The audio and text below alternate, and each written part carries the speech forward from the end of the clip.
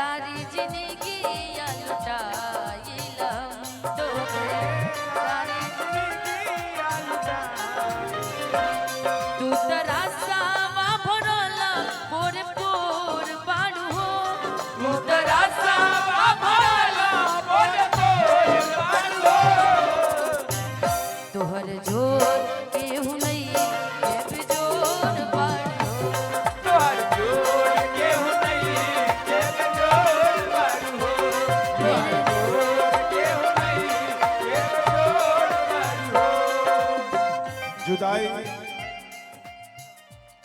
एक निवेदन है निशा जी और मोहन भी आपसे जाते जाते एक जो पुलवामा वाला भी जो हमला हुआ उस पर कुछ गा दीजिए उन वीर जवान शहीदों के लिए। जवान नहीं है लेकिन जो पर्यटक घूमने गए थे उनके लिए कुछ 2 लाइन गा दीजिए प्लीज। हम सब एक साथ हैं और और अभी समय है हर समय। एक गाना मेरा पुलवामा पल